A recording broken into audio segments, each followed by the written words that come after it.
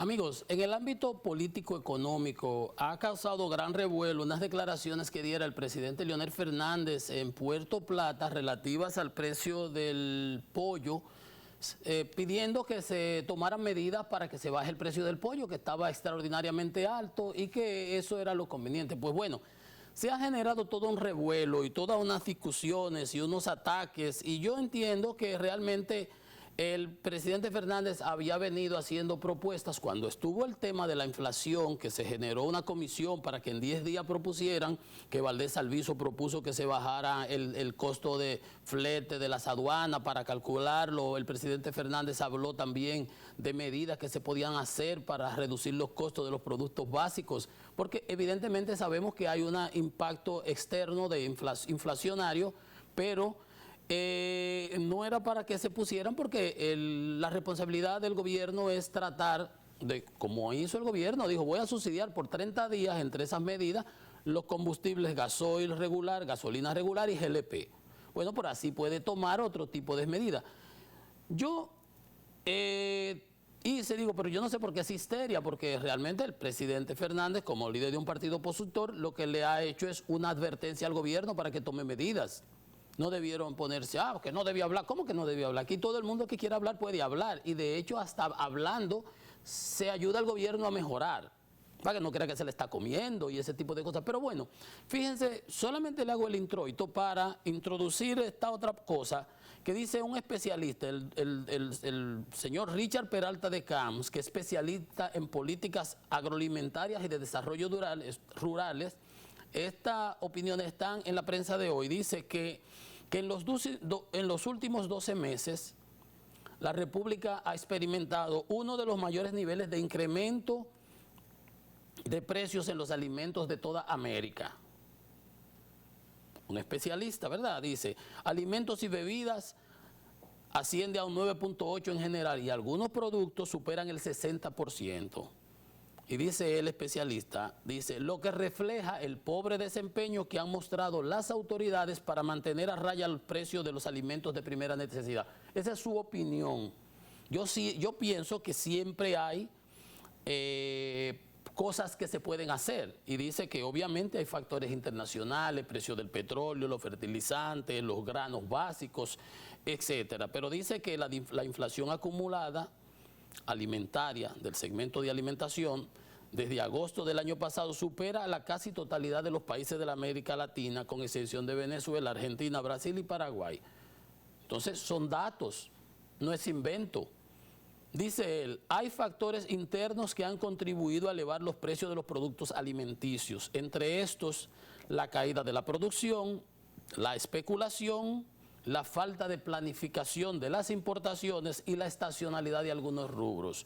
Entonces, no es para que de la parte gubernamental o periférica se pongan histéricos, es para que tomen medidas que puedan reducir. Por ejemplo, la carne de res subió 38%, del 20 al 21, de agosto del año pasado, ¿verdad? Ahora, la carne de res 38%. La de cerdo 31%, el pollo fresco 16% y los huevos 24%. ¿Eso a quién afecta mayoritariamente? Como habíamos visto, los quintiles de menores ingresos, que la participación de la alimentación es más sustancial. Entonces, dice él, y a esto hay que hacerle caso, porque yo los otros días cuando leía que 19 millones de pollos, decía: conchole, pero yo con un empresario avícola de la línea noroeste, que me dio una data que la usé para un trabajo, me recordaba la cifra de 25 millones de unidades.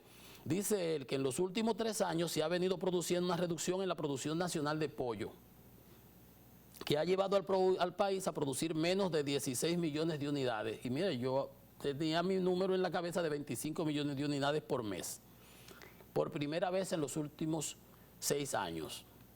Entonces, fíjense ustedes que no es para rasgarse la vestidura, y que hay que tener pendiente que ahora viene en el 25, entre el acuerdo CAFTA con los Estados Unidos, que se van a importar pollo deshuesado mecánicamente y muslo de pollo procedente de los Estados Unidos, que nos lo van a presentar como pechuga. Eso va a competir con la industria local. Entonces, fíjense ustedes que no es para que tampoco se quiera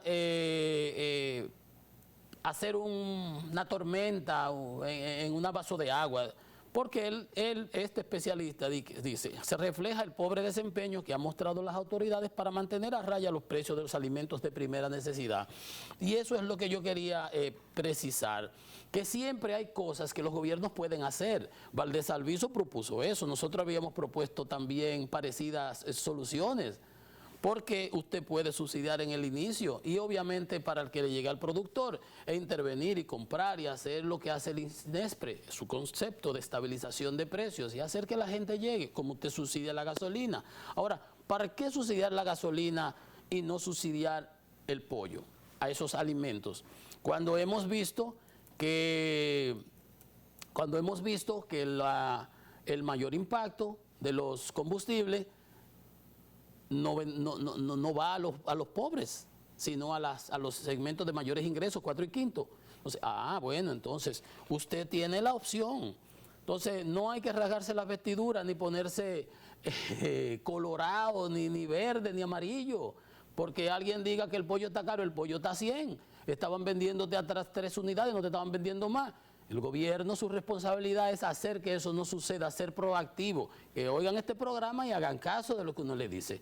Entonces, el tema político, ok, se pueden tirar para aquí y para allá, pero a la hora de la verdad a la gente no le importa, ni que lo hayan dicho. El presidente Fernández lo pudo haber dicho y no lo pudo haber dicho, pero es igual que los apagones. Tú no tienes que decir que se fue la luz, porque si la luz se fue, tú estás sufriendo los apagones, eso sale en los periódicos todos los días.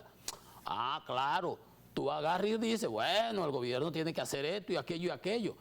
Y obviamente se ve que tiene un apoyo de la ciudadanía, pero porque lo digan o no dejen de decirlo, no se va el sol siempre va a salir por ahí, por el mismo sitio donde sale.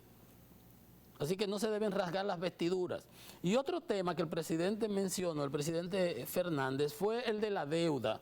Y es indiscutible que se han tomado, aquí hemos hecho esfuerzos por clarificar y que la población sienta e interprete. Es verdad que el gobierno ha tenido que tomar prestado para hacer frente a los compromisos del COVID.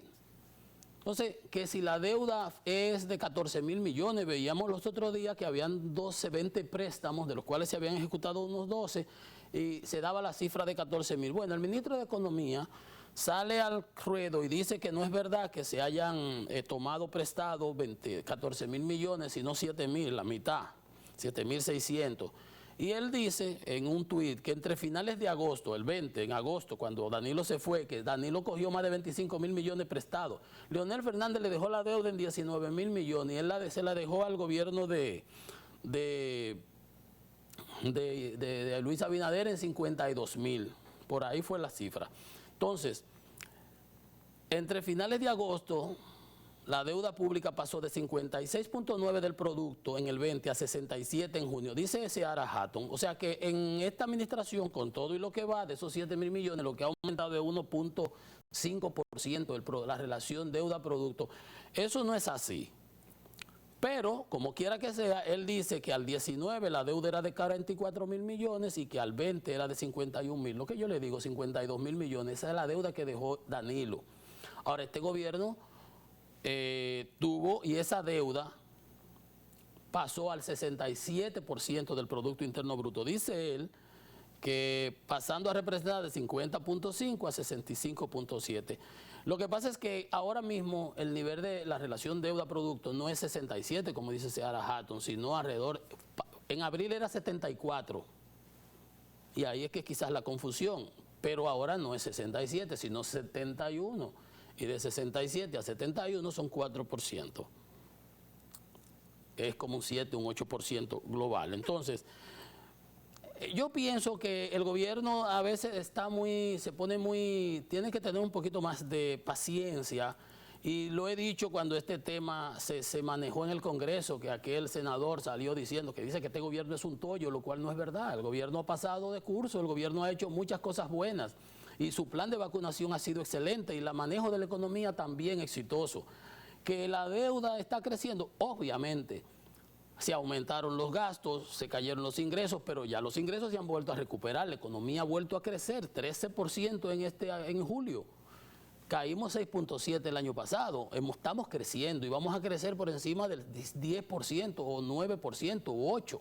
Y eso es importante y eso hay que acreditárselo a las autoridades. Entonces yo pienso que el tema con los funcionarios que se ponen a querer responder cada cosita es que el problema, yo lo dije hasta en un programa y está por ahí pasado, que el problema que yo veía no era de la deuda, sino de la ejecución presupuestaria y el bajo gasto de capital.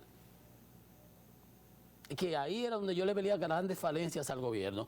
Por ejemplo, para que ustedes vean que no hay por qué irritarse, dice Miguel Collado Di Franco, este es el vicepresidente ejecutivo del Centro Regional de Estrategias Económicas, que es preocupante el aumento de la deuda y su elevado costo.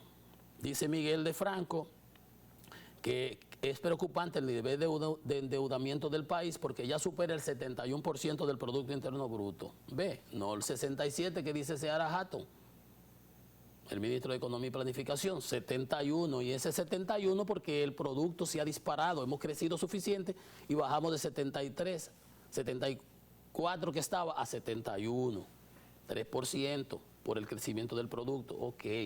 Pero dice que los intereses representan aproximadamente el 25% de los ingresos tributarios y que el problema no es que crezcamos y que el producto, porque que el gobierno no paga con el producto, sino con lo que recauda, con la presión tributaria, con ese aquel 14%. Dice, mientras la deuda se incrementa, el país tiene que dedicar la cuarta parte de sus ingresos a pagar intereses de la deuda. No está el servicio, no está la amortización del capital. Dice, la pandemia ha demandado mayores recursos y tenemos un mayor nivel de gasto, pero que es cuestionable el manejo de la finanza en ese sentido. Él entendía que ya debía haberse hecho un gasto más moderado para el presupuesto que se presentó. Ustedes se dan cuenta, no es asunto de política, esto es un especialista, es igual que este programa es totalmente objetivo. Dice, no es con el PIB que se está pagando la deuda, sino con los ingresos tributarios y que hace falta una ley de responsabilidad civil. Entonces, se dan ustedes de cuenta, no es asunto de rasgarse las vestiduras, es asunto de que el gobierno, por ejemplo, aquella vez cuando se quisieron aprobar aquel paquete que un sábado se anunció de impuestos y a lo internet y a todo, el presidente tuvo que salir y echar eso para atrás. Entonces el gobierno tiene que hacer como cuando nos enseñaban judo, que uno usa la fuerza del contrario.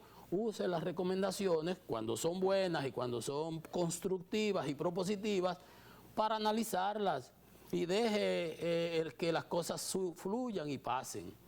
Una pausa. Esto es Economía y Mercado. Volvemos en breve.